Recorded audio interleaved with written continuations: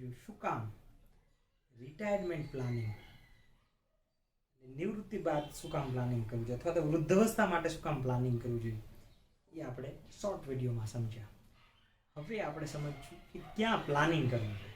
જેના નથી મધ્યમ વર્ગીય પરિવાર અથવા તો જે છેવાડાનો અનઓર્ગેનાઇઝ સેક્ટરમાં કામ કરે છે, લારી ગલ્લા ચલાવે છે, એને પોતાના રિટાયરમેન્ટનું પ્લાનિંગ કરવું જોઈએ, વૃદ્ધાવસ્થા માટે પ્લાનિંગ કરવું હોય તો ક્યાં કરશે? તો 2009 પછી ભારત સરકારે આ યોજના ભારતના દરેક નાગરિક માટે અમલમાં મૂકી. એટલે દરેક નાગરિક આમાં પોતાનું એનરોલમેન્ટ કરીને પેન્શન ખાતું ખોલાવી શકે છે. હવે 18 થી લઈને 70 વર્ષ સુધી તમે આ યોજનામાં એનરોલ થઈ શકો છો. બીજું, આ યોજનામાં ખાતું ખોલાવવા માટે તમે ભારતના નાગરિક હોવા જોઈએ અથવા એનઆરઆઈ પણ આ ખાતું ખોલાવી શકે. ઓવરસીઝ સિટીઝન ઓફ ઇન્ડિયન પણ આ એકાઉન્ટમાં એનરોલ કરી શકે છે. એનું સંચાલન PFRDA pension fund regulatory development authority દ્વારા કરવામાં આવે છે. જેવી રીતે સ્ટોક માર્કેટનું સંચાલન સેબી દ્વારા થાય છે, આ PFRD આખા સ્કીમના નિયમો, રૂલ્સ એ બનાવતી હોય છે.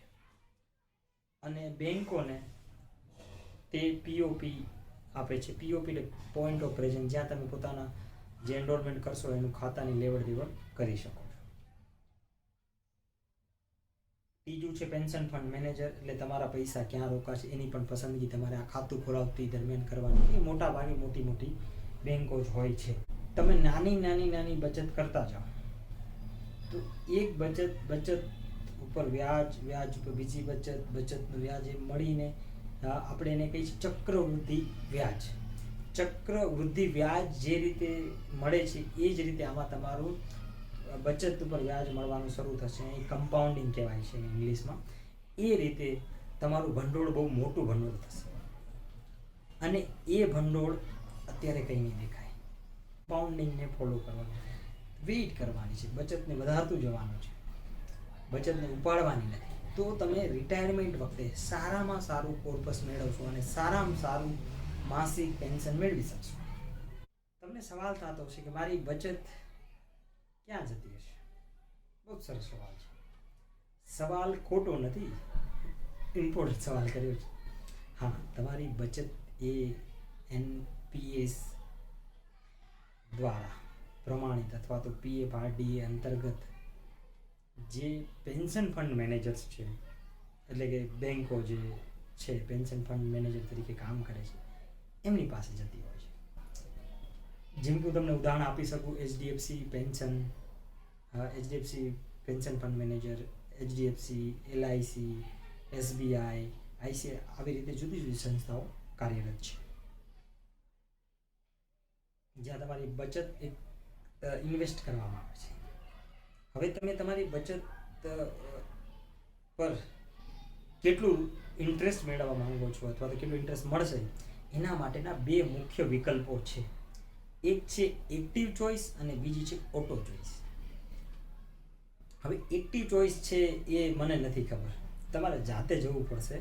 એમાં તમારે પસંદ કર્યું છે કે તમારા કુલ ભંડોળના કેટલા ટકા તમે ઇક્વિટીમાં ઇન્વેસ્ટ કરવા માંગો છો, કુલ ભંડોળના કેટલા ટકા તમે કોર્પોરેટ બોન્ડમાં ઇન્વેસ્ટ કરવા માંગો છો, અને તમારા જે કુલ બચત કે ભંડોળ ભેગું થશે દર મહિને કે એના કેટલા ટકા રકમ તમે ગવર્મેન્ટ સિક્યુરિટીઝમાં ઇન્વેસ્ટ કરવા માંગો છો.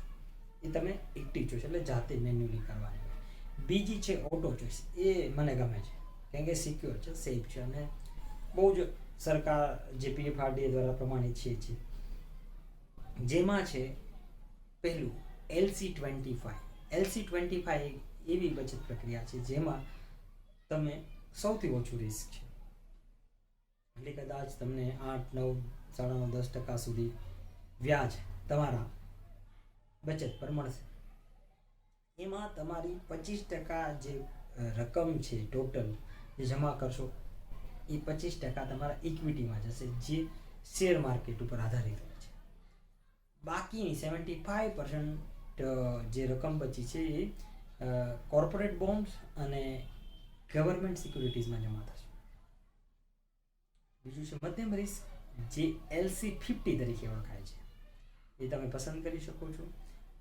એમાં એવું હોય છે કે જે તમે બચત કરો છો એના 50% રકમ ઇક્વિટી જે સ્ટોક માર્કેટ આધારિત હોય છે એમાં હોય છે, એટલે એમાં થોડું રિસ્ક રહેલું છે.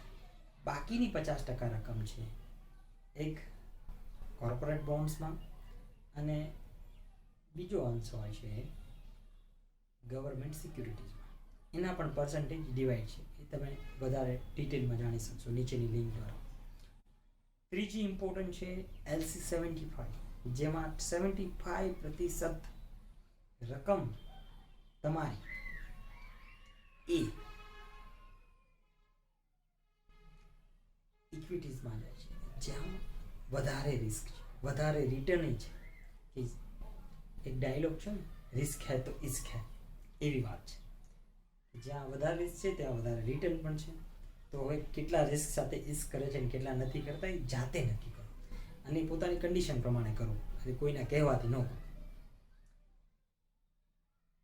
એમાં 75% ઇક્વિટીમાં, એમાં 25% કોર્પોરેટ બોન્ડ્સ એન્ડ ગવર્મેન્ટ સિક્યુરિટીઝમાં રોકાણ થશે. આ 3 ઓટો ચોઈસમાં પસંદગીના વિકલ્પો છે.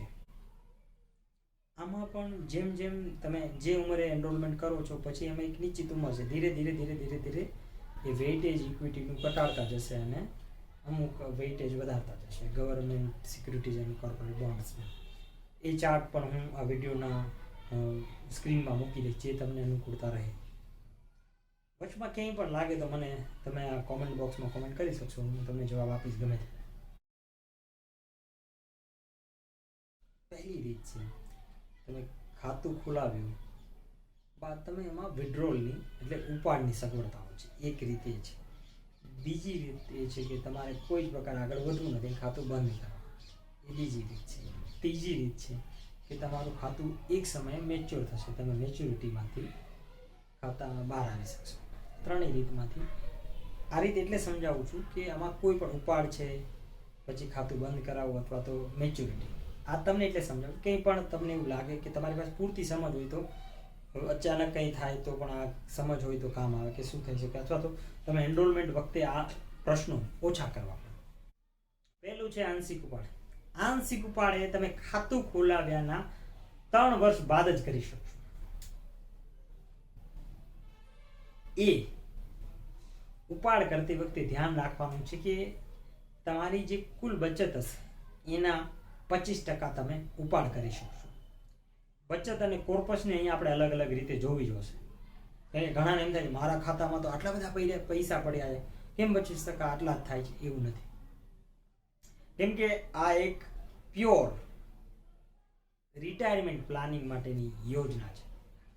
એટલે કે જે તમે 100 રૂપિયા બચત કરી છે 3 વર્ષમાં, તેના પર વ્યાજ અથવા તો જે ઇન્ટરેસ્ટ મળ્યું છે એ 50 રૂપિયા, એટલે ટોટલ તમારી કોર્પસ થઈ 150 રૂપિયા અને 3 વર્ષમાં તમે જમા કરાવેલ રકમ થઈ 100 રૂપિયા.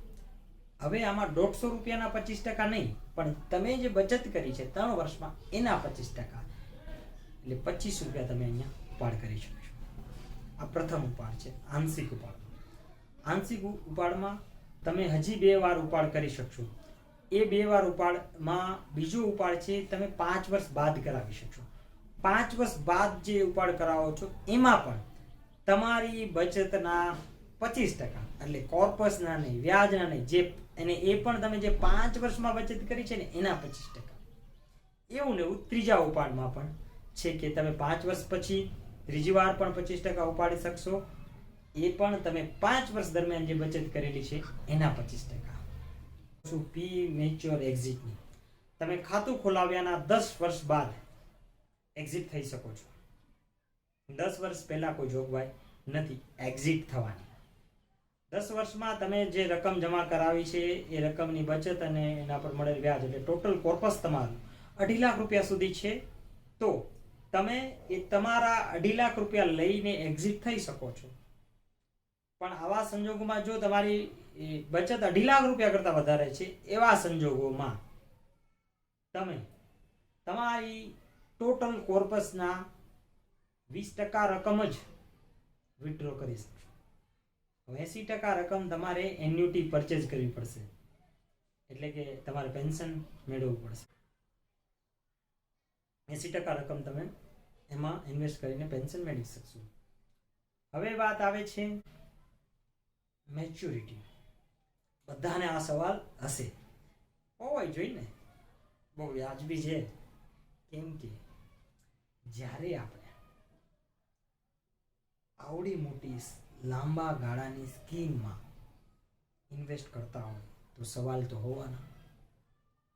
એટલા માટે પ્રીમેચ્યોર એક્ઝિટ વાત થઈ ગઈ, આંશિક ઉપાડની વાત થઈ ગઈ. હવે આપણે મેચ્યોરિટીની જ્યારે વાત કરીએ છીએ ત્યારે આમાં એવું હોય છે કે તમે કોઈ પણ ઉંમરે એનરોલ થઈ શકો, 18 થી લઈને 70 સુધી. હવે 60 સુધીની આપણે વાત કરીએ. ઘણા લોકો એવું વિચારતા હોય કે હું 59-60 વર્ષે રિટાયર્ડ થઈ જાઉં, તો તમે કોઈ પણ ઉંમરે એન્ટ્રી કરો, પણ 60 એટલે 3 વર્ષ તો મિનિમમ હોવો જોઈએ મારો.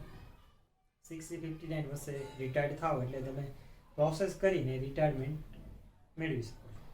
હવે તમારી જે ટોટલ કોર્પસ છે એ કોર્પસના 60% તમે કોર્પસ વિથડ્રો કરી શકો છો અને 40% એટલે 40% રકમ તમે એન્યુટી બંધાવી શકો છો. આ તમને એક સગવડતા છે. મેક્સિમમ 60% છે ઉપાડની. તમે એવું પણ કરી શકો છો કે ભાઈ કોઈ રકમ આપણે ઉપાડવી નથી, બધી રકમ આપણે એન્યુટી એટલે પેન્શન બંધાવવું છે, અને અથવા તમારા જરૂરિયાત પ્રમાણેમાં તમે ફેરફાર કરી શકો, પણ વધારે 60% જ રકમ તમે ઉપાડી શકશો. તમે કેટલું પેન્શન મેળવવા માંગો છો એ ઉંમરે પણ એ જરૂરી છે. આમાં કર બાદ હોય છે, આ બધા જાણતા હશો બહુ સારી.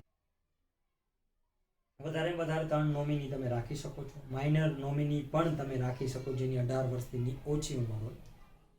જ્યારે તમે માઇનર નોમિની રાખો ત્યારે તમારે પાલક વાલીનું નામ અથવા તો એનું ડિટેલ્સ તમારે આ એનરોલમેન્ટ વખતે આપવાની હોય છે, એ તમે ધ્યાનમાં રાખજો. જ્યારે આ પ્રોસેસ ચાલુ હોય છે કન્ટ્રીબ્યુશનની, એટલે કંઈ થાય છે તો નોમિનીને સંપૂર્ણ રકમ એ મળી જતી હોય છે.